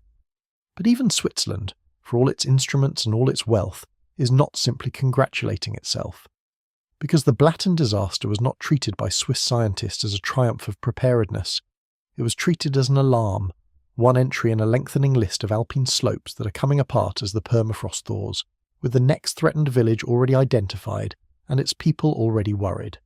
The Alps, it turns out, are only at the beginning of their own version of this story. Part 12. The mountains that are coming apart. If Blatten were an isolated event, we could file it away as a Swiss tragedy and move on. But it is not isolated, and the scientists who study the Alps are the first to say so, with a bluntness that should worry anyone paying attention. Blatten was not the end of something. It was, in their reading, a link in a chain of ice and rock avalanches that has been lengthening across the Alps for decades as the mountains warm.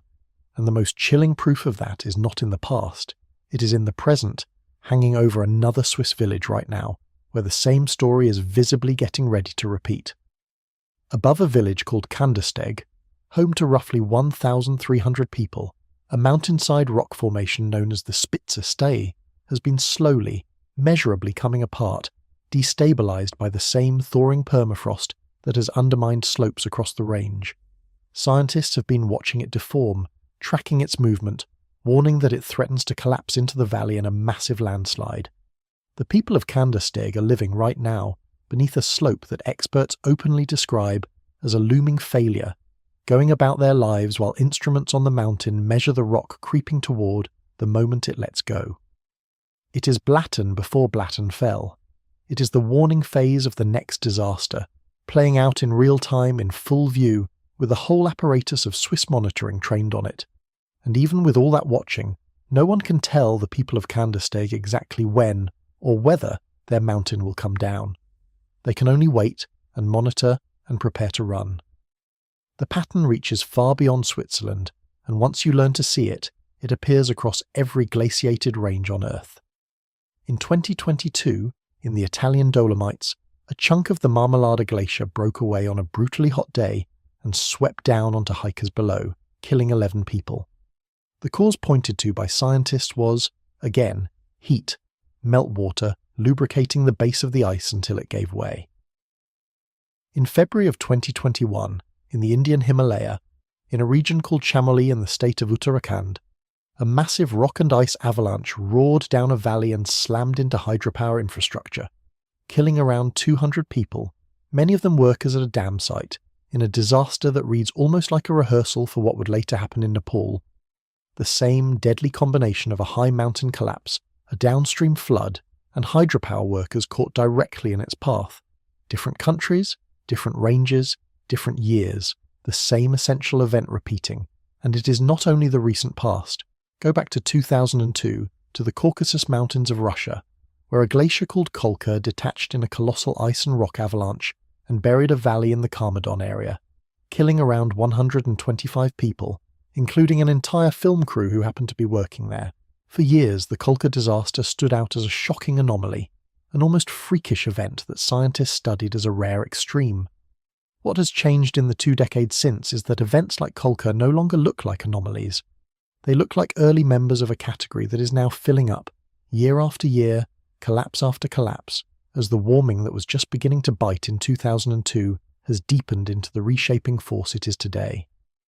What was once a once-in-a-generation horror has become a recurring headline. The Chamoli disaster in particular deserves a second look. Because of all these events, it is the one that most closely rhymes with what happened in Nepal, almost as though the Himalaya had run the same experiment twice. In 2021, a mass of rock and ice broke from a peak in the Indian state of Uttarakhand, fell, and transformed into a fast-moving flood of water and debris that raced down a narrow valley and destroyed a hydropower project under construction, killing around 200 people, many of them labourers working in a tunnel who never saw the water coming. Read that description again and hold it next to Nepal. A high mountain collapse of rock and ice, a sudden flood born from it, hydropower infrastructure directly in the path. Workers caught at their posts. It is nearly the same disaster, in the same range, 5 years earlier, and the fact that it happened before and then happened again, larger and deadlier, is itself the warning. These are not unrelated freak events. They are the same event, recurring as the range warms. Draw all of these together, the Potakoshi and Blatten and Kandasteg and Marmalada and Chamoli and Kolka, across Asia and Europe, across rich nations and poor ones, across 2 decades, and a single shape emerges, unmistakable once you see it. Everywhere that steep terrain, glacial ice and frozen ground come together, the warming climate is loosening the same glue and pulling the same trigger. The specific mechanism varies, a serac breaking here, a permafrost slope failing there, a glacier detaching somewhere else. But the underlying story is one story. The cryosphere, the frozen part of our planet, is destabilizing, and it is doing so in the high places where people have built villages and hydropower and trekking routes and whole ways of life beneath the assumption that the ice above them would stay put. That assumption held for all of human history. It is not holding anymore, and the ranges we have not yet named carry their own loaded slopes and their own exposed valleys. In the Andes of South America, high glacial lakes hang above populated valleys in Peru, where the memory of past catastrophes runs deep. The city of Huaraz has lived for generations under the threat of a lake called Palcacocha, swollen by glacial melt, its potential outburst studied and litigated and feared. A Blatten and a Potakoshi waiting to happen on another continent entirely. Central Asia, the Caucasus, the ranges of Western China and Pakistan, all of them hold the same combination of retreating ice, growing lakes, and thawing frozen ground above places where people live. This is not a hazard concentrated in one unlucky corner of the map. It is distributed across every high, cold, steep place on Earth, which is to say, across the water towers of entire continents. And that phrase, water towers, is the reason this reaches so much further than the villages directly in the path of any single flood.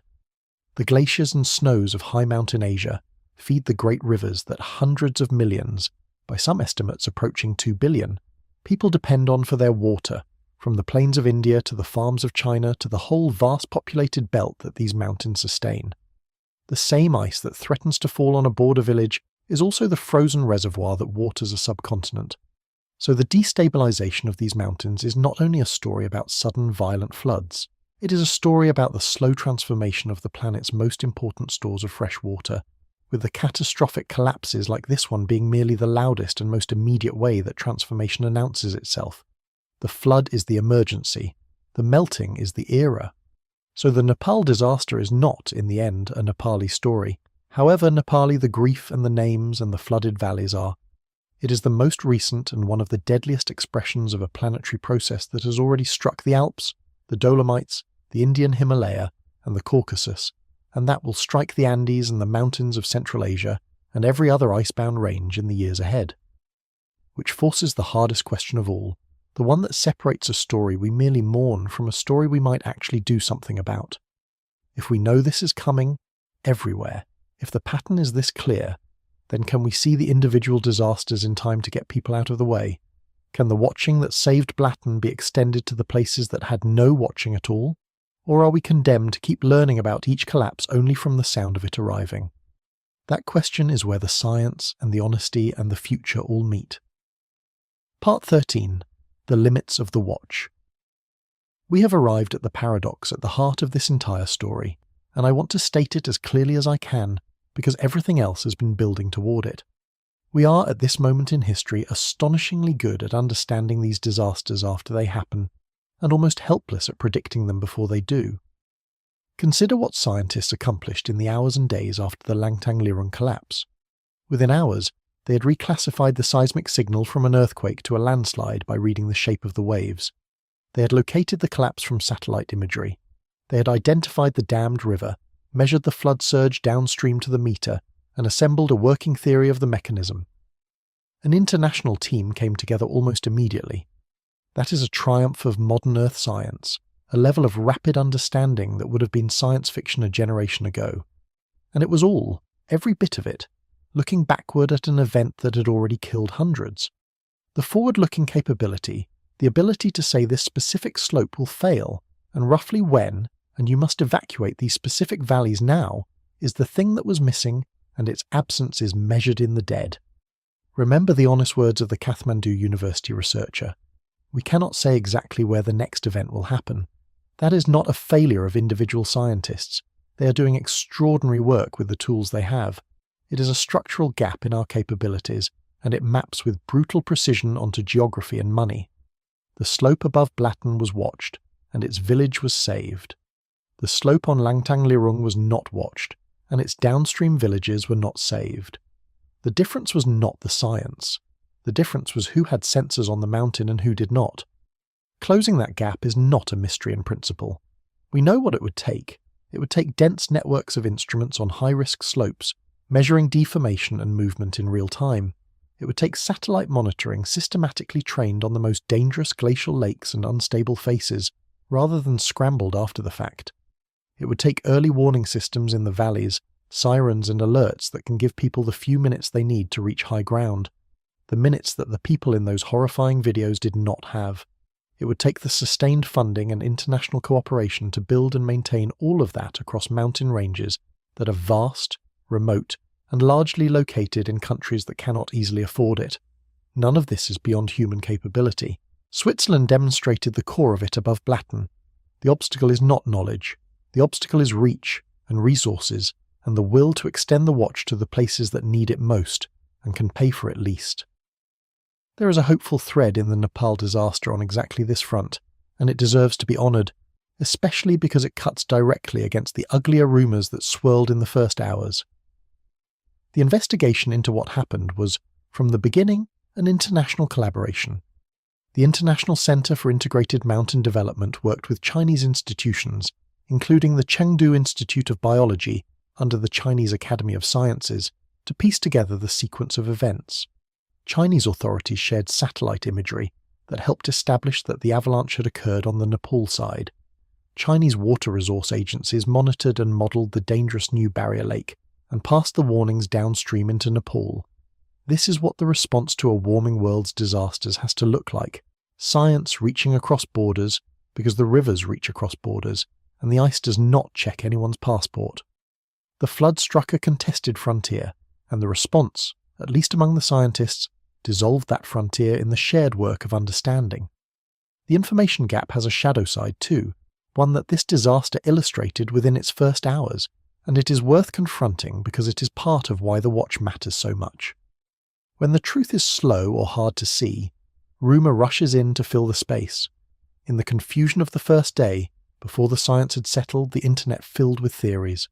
Some insisted it really had been an earthquake, and that the reclassification was a cover-up. Some claimed a secret dam or a hydropower failure was the true cause.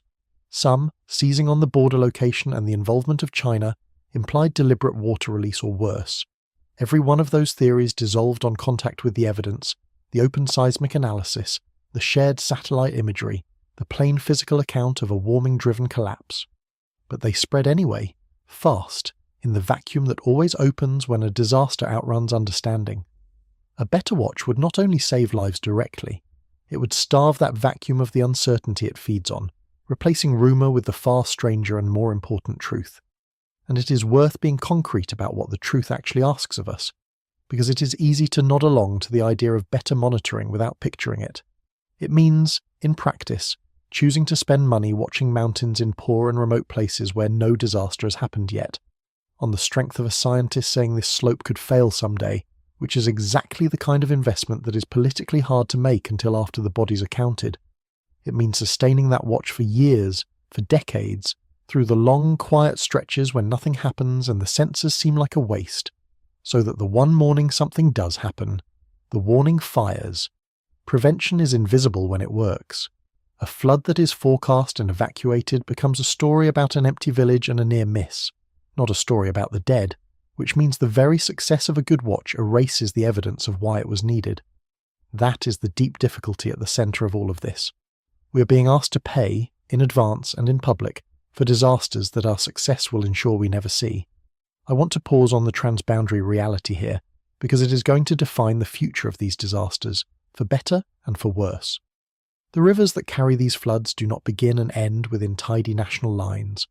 The waters that became this flood originate in Tibet, in rivers called the Chochin and the Purupe, merge and cross into Nepal to become the Botakoshi, which feeds the Trishuli, which flows on toward the great river systems of the subcontinent. A collapse on one side of a border sends its flood across to the other. A barrier lake forming in one country threatens villages in the next, which means that no single nation can watch its way to safety alone. The watch, if it is ever to be built, has to be shared, its data crossing the same borders the water crosses. The alternative, each nation guarding its own information while the floods ignore the lines entirely, is a recipe for exactly the kind of preventable mass death this disaster delivered. It is worth appreciating, as an aside that is really the whole story in miniature, just how much the science leaned on the difference between two kinds of seismic wave to get this right. When a fault ruptures, the energy tends to arrive sharp and brief, a snap. When a mountain slides, the energy is smeared out, longer in period, the signature of mass in motion across the surface for many seconds, rather than rock cracking in an instant. Learning to read that difference reliably, and to do it within hours of an event, is the fruit of years of painstaking work by seismologists, studying past landslides, and building the catalogue of what they look like on the instruments. Without that hard-won ability, the world might have spent days believing an earthquake caused this flood, chasing the wrong cause, drawing the wrong lessons. Instead, the shape of the waves told the truth quickly. It is a small triumph buried inside a large tragedy, and it is exactly the kind of capability that, scaled up and pointed forward instead of backward, could someday save the lives that this event could not. So the limits of the watch are not finally limits of science. They are limits of investment, of cooperation, of priority. We have proven we can understand these events almost as they happen. We have proven, at Blatten, that we can sometimes see them coming and save the people in their path. What we have not yet done is decide, collectively and with the resources it requires, that the people living beneath the world's most dangerous slopes deserve the same warning that saved a Swiss village. Until we make that decision, the pattern we have traced tonight will keep completing itself, in valley after valley, and the first warning will keep being the flood. Which brings us at last back to the mountain, and to the question it left hanging over the whole world when it came apart on that August morning. Part 14. What the mountain is telling us. Let me return to where we began, to that piece of ice letting go in silence on a Wednesday morning, because we understand it very differently now than we did at the start. We know, in remarkable detail, what happened on Langtang Lirung. A slab of glacier and rock, its ancient grip on the mountain loosened by a warming world, fell nearly a kilometre, shattered and partly melted itself into a flood, dammed a monsoon-swollen river with its own wreckage, and then broke that dam and sent a wall of water and stone down through the steepest valleys on earth, killing hundreds across a nation, darkening its grid, threatening to strike again from a second lake still filling in the high country. The mystery of what happened is, for the most part, solved, and that is precisely why the real mystery, the one that should keep us up at night, is not what happened at all. It is what it forecasts. Because here is the thing this mountain is telling us, if we are willing to hear it. This was not an accident. An accident is a random, unrepeatable misfortune, a 1 in 1,000 alignment that we can mourn and then forget. This was something else. This was a symptom, one expression of a process that is unfolding across every glaciated range on the planet at once, driven by a warming that we understand, that we are still fueling, and that has enough momentum already banked to keep loosening these slopes for years to come no matter what we do next. The same story played out in the Alps a year before, will play out in the Andes and Central Asia in the years ahead, and is being rehearsed right now above a Swiss village whose people are watching their own mountain creep toward the moment it falls. Langtang Lirung is not the exception.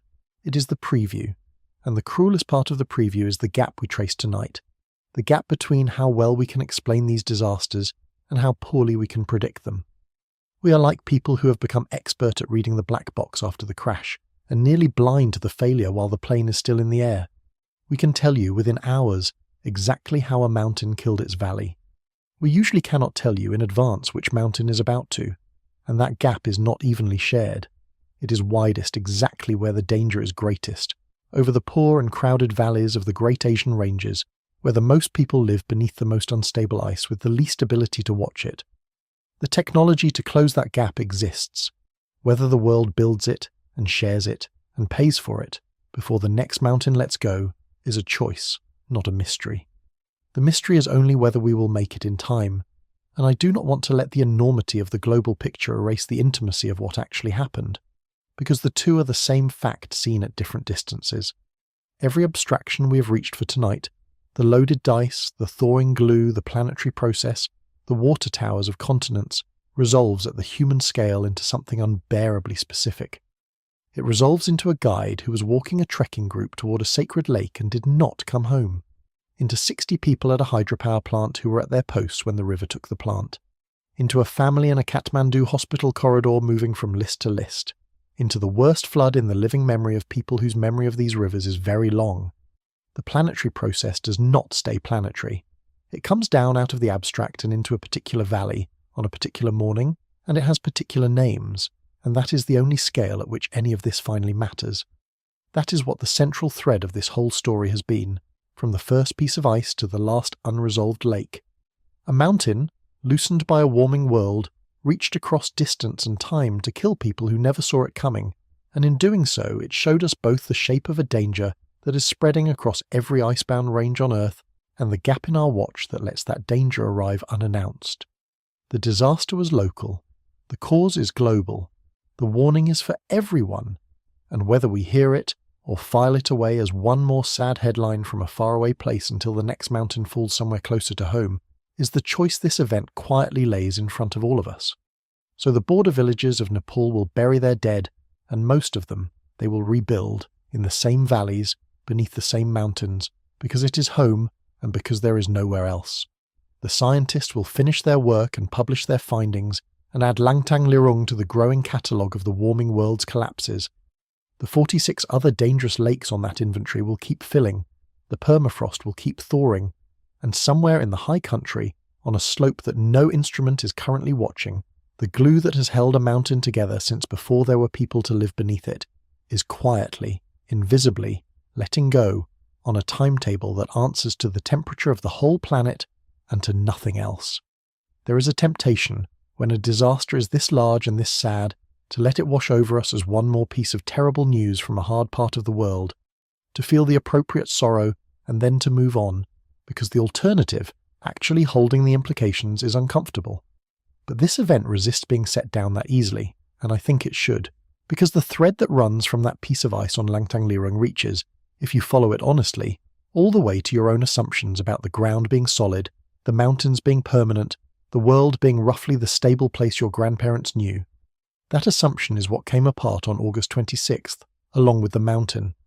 The high, frozen architecture of the planet, which we have always treated as the very definition of the immovable, is on the move.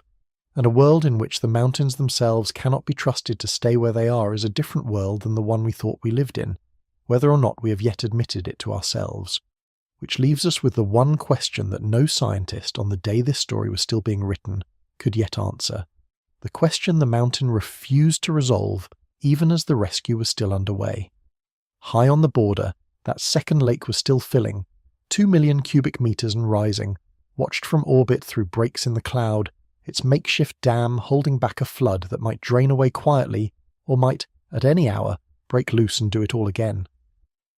No one could say which, and that small, unresolved uncertainty, one natural dam, filling in the dark above valleys full of grieving people, is the whole of our situation in miniature. We have gotten very good at knowing what the mountain has already done. We are still waiting, still watching, still unable to say what it will do next, and until we can, the only honest answer to the question of when the next one comes is the one this mountain gave, without warning, on an ordinary morning in August. We will know when we hear it.